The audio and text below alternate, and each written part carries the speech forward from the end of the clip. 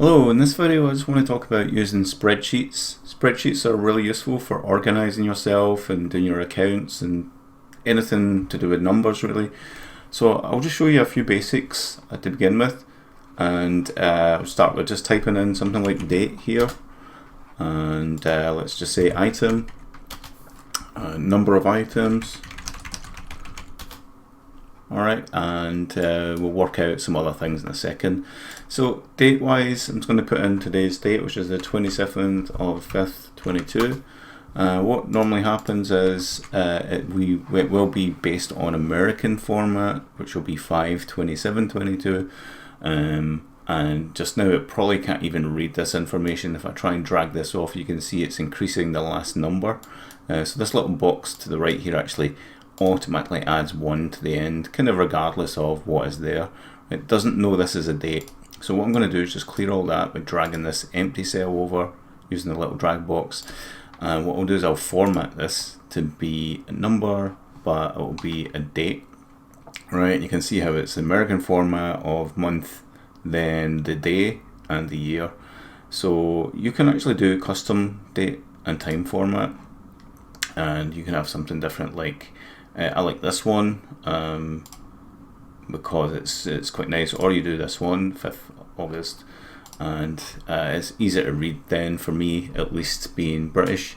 So I would type in something like 4/5/22, and you can see it automatically does 5th of April, and I could do the 27th 5/22, and you see it won't work out that is. So I have to do the American format with that. But what I normally do is just put in the date the way it wants it. So I'll do the 5/27/22, and we get what we want. And I can always go to the formatting again, date number, and you can change some of these around. You can say, you know, if you want it shortened or whatever it might be. I can also delete these, and I can add in a date. Usually, let's see, I can add in one of these. It doesn't let you actually change the the position of these, which is a bit annoying. So no matter what you try, you're not going to be able to change this. But if you click on this here, you can actually say that you want a month. So this is what you're going to use to create a custom format. So what I'll do is I'll just delete that one. Right, so now I'll say month, and then I'll say day, then I'll say year. Right, I'll apply that. Right, and you see how that's kind of messed up because there's some extra things here. So I've just got to format and number, custom date, and you can see these little dashes here. So I am going to change those just to be a space. So whatever you put in here is what you're going to see. I'll just do a comma for this one and a space. So now we're going to get May 27, 22. Right, again I can go back to format, number, custom date and time. Instead of this year and double number, we can change this to full numeric. So we should get May 27. Okay, so if I type in if I drag this down, you see it automatically increases the day. So that's kind of what you want to use. Can't really use the British format. You have to go to the settings for that, and you would tell it to be based in UK.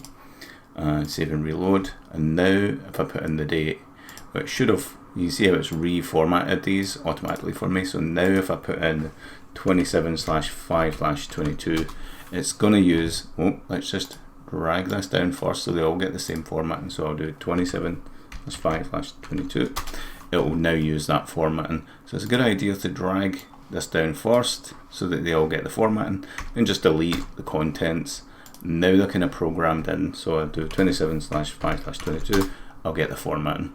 So the item's going to be, I'll just put in socks. Number of socks, 5. Okay, and you could do price, and I'll put in pound 2.99 for a pair of socks, right? and let's say we want to get the result of these two, we just do equals this cell multiplied by this cell, right? So it's taking the contents of what's in here, and we'll just do subtotal. Right, so imagine this is everything you've bought on the 27th. Let's say we're buying new clothes, right? So let's do a shirt, and number of items obviously 2, and they were like $12.99 each. Because I put the pound in there, it's automatically kind of reformatted it. You can see the symbol there, but if you want it to be more of a formal thing, go to format, number, financial or accounting, and you see how it puts the pound sign to the left, and this is just a bit more kind of like organized, but it's no big deal. Now all I'll do is just drag the little box down, and it's going to copy the same formula, but it's going to increase the cell references. So if I click here, you'll see that it's now referring to these two cells. Now that's the kind of basics of it. So you put all your other things like a jacket. Let's say the jacket was 60, and then I'm just going to copy this down. It's going to say 1 times 60 is 60. But you see these don't have the formatting anymore, so I'm just going to change these also to accounting, and then they'll get that. I'm going to add in one cell to the left, and the cool thing is it doesn't upset the formula or anything like that. I can put a cell in between these two on the left there, and it still doesn't affect this, because when you do stuff like this, these formulas will just get updated. It knows where they were looking in the first place, and it just adjusts itself, so you don't have to worry about that. Right, so I'm going to put in a little one to the left here just to make this small, and just to grab these three and fill it with a different color, right? Just to give me a little bit of a divide there. You can drag that up and it'll copy it there, and drag it down and it'll copy it there, so on. Okay, so let's say different day. Let's say I wanted to go shopping every week. What I can do is say equals this plus 7, right? So it advances by 7 days, and it gives you the exact date that would be. So I'll go shopping every Friday, right? Something like that. So let's say shoes. Let's say I get 2 pairs of shoes, and they are like 30 each. I'm just going to put in 30, right? And it's already formatted. I don't have to do the pound sign every time. And I'll just copy here, so Control C, Control V, and it copies the same formula and respects the same cells. Now let's say I wanted to lock something, right? And often you want to lock something like a start date and an end date, like how many days between something. So let's just take this as our start date, right? And let's say we want to work out how many days has passed since we last did some shopping. So I'll just put days gone here, right? No reference to the game. And let's say we want to see how many days there is gone. So if I do equals, so this is becoming a formula, it's going to be working something out, equals this minus this, right? You see it gives us 7, right? So 7 days between these two. So that's quite handy, right? It already treats these as numbers internally, but we see the formatting of it, right? So it knows the 7 days between there. So that's pretty handy, right? But let's say I move this here, right? And then I move this here. And you see how this has gone really strange, like to 1900. Well, this is actually referring to this cell. If I click on it, you see how it's the relative distance when it was looking at that one, when I said equals A3 plus 7, and I've dragged that box down, it's now kind of like referring to the same distance. So this was looking at that, the 3 cells between, and then this is looking here. So it doesn't quite work when you've got a formula in there. So let's say I want it to be so the next day on top of this. So I can't do it because it's got a formula in it. So what I'll do is I do equals that plus 1, right? So it's the next day, right? Or I just hard code it. So I'll just do 4, the 4th of June 22, and that's now there. And now when I drag this, it's just doing the automatic adding one thing. If you don't want it to do that, hold down Control and drag, and you'll see it keep the same date, right? So just control will do that, and if without control it will just increase the days. Right, so I was talking about this a minute ago, like how do we see maybe like lock the reference to something, right? So if I do something like equals this minus that one, we get -7, right? And if I do that minus that one, we get 7 days, right? And I drag this down. It's now supposed to be comparing this date with that one, but what's happened is it's respecting the distance, right? So this one, we click it here, we see it's 3 cells between, and this one is looking here.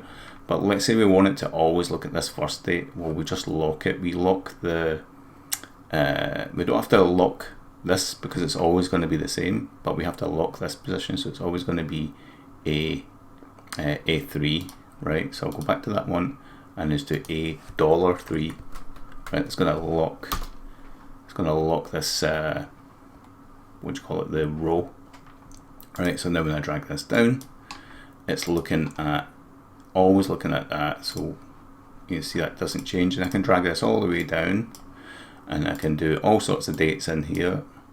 You see how it's increasing, but then it gets to here because there's nothing in this cell. It doesn't know, right? Let's go all the way down to there, and we can start to have a bit of fun here. I'll just use control and drag that up. Do that again, control and drag that up. See, there's a formula in here. It's always looking at the number before. It's A10 plus 1. Let's just hard code this to 7th of June. So I'll do 7/6/22. Right, that's now hard coded. So if I do control, it will stay that way because it's not a formula in there, it's an actual date. Right, I'm going to drag that all the way down so it gets increased naturally, and then hold down control, it's going to do that. So now you can see that's 20 days difference from that. So that's a couple of things that you can use for just checking like time comparison between things. So I'll just get rid of those, and let's just get rid of those. So let's total these things up, right? So we've got 2 jackets, 2 shoes, a jacket, 2 shorts, 5 socks, and let's just put down here total, and we just do equals sum, open a bracket, and just drag over these, and then close the bracket, right? And now we get the sum of what's in here. So we can tell that we've spent £160, 93 pence on clothes over the last little while there. And you might want to do it month to month, right, like that. So maybe you don't do your shopping in the last day of May, or you would tie off this as the last month. So for example, let's insert a row above, a one below. So we've got this middle one, and I'll just take this total and copy it and paste it there. And you see this ref has become up an error, right? So I just have to go in here and just highlight these again. Let's make sure I delete first, highlight these, press enter, right? And then this one should only be going from F9, so I'll just change that to F9 manually. So anything that I buy in this month, so I could even put in here June. I'll put one above here. I'll do May. Control U will give you an underscore. Control B will give you bold. Control I will give you italics, and you can do a combination of each. Okay, so there we go. In June, do this sort of thing. Let's say equals that plus 5 or plus 6 is the 9th of June, or we just hard code it 9/6/22. Right, it's already got the right formatting. And let's say we buy, let's say we buy a hoodie. More like a hoodie, and we buy one, and it's 25. Let's say 24.99, and then this I'm just going to drag all the way down because it's always going to be trying to total things up. And you see what happens with the accounting format. It actually does a little dash for you when there's nothing there. Don't want to fill this bottom one, so I like to leave that clear. I'm just going to grab this, highlight this row here, so I just chose the first one and drag across, and I'll just go up here to the bottom line, and I'll just drag this one down a bit. Alright, it gives me a kind of nicer format. Days gone, let's just get rid of that. Right, so we can tell that in June we spent £84.99, and in May we spent £100.93 on clothes. Cool. So let's look at one more thing that we can do. We can actually create a kind of way of summing up things based on a label. So I'll just put in here label, and I'll do amount, right, and that'll do for now. So I'll say tea 5, coffee, oops, doesn't caps it, coffee 12, and I'll just do iced tea. So maybe I've got a cafe that I'm running here, right, and I want to total things up and when I sold them and things like that. So let's say we sold more tea on a certain day. I'll do 4, more coffee 16, and iced tea. Maybe it was a cold day, nobody liked iced tea that much, so we sold 1. Right, and I want to just tally up the teas. Now I can click on both, like click one, control click the other, and go down to the right here. It will tell me the sum is 9, the average is 4.5, the minimum is 4, the maximum is 5. So it tells me all these things. There's 2 being counted and stuff like that. It's just extra things that you can sometimes look at, but we want to do this by code, by a formula. So what I can actually do is use a sum if. So similar to this sum that you've got here, when you highlight a range it adds them up. I want to do it based on these. Right, so the way sum if works, if I do equals sum if, SUMIF, and open a bracket, I can actually, I think I can click this and search for it. Sometimes it comes up here, but I forget. Let's see, help training updates or function list maybe. All right, you can type it in here, right? Sum if, so it's got the range, the criteria, and the sum range. Right, so what that means is, let's just open it up. So the range is the words it's going to look at. The criteria is the word you're going to search for, and the sum is going to be the range of numbers it should be looking at that correspond if it says T. So you know what's going to happen. It's going to add 5 and 4 together because those are the ones that say T. Right, and it's not case sensitive. I can do TEA in capitals and it will still work. Right, so it's found 9T. Now I don't want this here, right? I want this over here. But look what's happened. It's not copied the formula right because I've just done a copy and paste. We've got that relative offset thing happening. So what we have to do is just copy the code and paste it there. I think you can also do some other sort of pasting, maybe, yeah. So Control Shift and V, I think might also be the same thing. Okay, so it will respect the absolute positions. So Control Shift V. I've never actually used that to now, but I thought it would be a feature. So let's just put in here total teas, total coffees, or I'll just do totals for tea, for coffee, and iced tea, because the reason for this is because I'm using the same wording. Let's make sure I don't have a space in there. I'm using the same wording here. Don't know why that's offset like that. Just copy that word there. That's better. Right. So I'm using the same wording here, and the reason for this is because now I can use this formula. So I'm just going to cut this out. I don't want it up there. I want it here, and I'm going to go up here and paste it. Right. So now it's looking for the word T. I've told it what word I'm looking for in the formula, but instead of that, I want to replace it with the word that's in this cell, right? And it's asked me if I want it autofill. I'll say yes, right? But just double check it, because sometimes we've got a few criteria offsets here. So this one's looking in the right place here and there, but this one has shifted down a bit, right? Because of the way I've pasted it. So just make sure when you copy these things, you hold down Control, and it should stay the same, or maybe not. Let's do copy and Control Shift V, right? And it should be looking now, they're all just looking to 29, so they're all doing the same as T. So I think what I should be doing is locking those ranges, right? The ranges where it's looking. So I do dollar, dollar, dollar, dollar. These numbers won't change, right? The only thing it will change is the reference to the word to the left, because that doesn't have the dollar, right?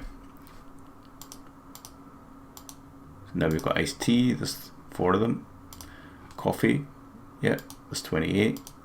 And tea, there's, so that's different from if I did it, you know, without locking it. So that's a nice way of getting a total of something there, and you can do the same with numbers and things like that. So we could even do like a unit price. Let's say T is, let's say we're a fairly nice and decent shop. Just going to copy one of these over, right? Just for the formatting. It's okay if it says some weird stuff there, but it does carry over the formatting. So let's say the T is 150. Coffee is 220. Iced tea is let's say 160, 2.2, 1.6. I'm just going to copy this down so they've all got the same formatting. 2.2, 1.6, same idea, 1.5, 2.2, 1.6. Now there's no point me doing this here, because I should really do it over here, right? Let's just copy that to that part, that there. Let's get rid of that whole line, and we'll just get the totals this way. So I'll do total income, I suppose, and do equals this times this one. Autofill, or we just drag it down from the box, just that little box to the right, and then we need to format these. So format, number, counting. Alright, so we get the subtotals of those, and then we just want to total up. Totals equals sum, open the bracket, drag it over there, and there you go. So now if I change the number of coffees sold in one day, everything's automatic. All of these have got formulas in them that are looking over here and adding things up. So if I say 1, 1, 1, 1, 1, we've got 2 teas, 2 coffees, 2 iced tea. Let's do 0, 0, 0. Maybe we were on lockdown that day and we didn't open the store. So into that, and 10, 40, 100. You could also do this like as projections, like how many you want to sell, this is how much you want to make, can you afford to pay staff, you know, a good way of business planning. But that's pretty much for this video. I hope you enjoy using spreadsheets. As you can see, they're super useful, and the more you get into them, the more organized you can be with your finances, and totally recommend them. It does turn your money ideas into a little bit of fun. It's almost a little bit of a game, and there's loads more to learn on these little formulas such as sum and sum if, and anything else that you can find. I'll catch you later. Bye.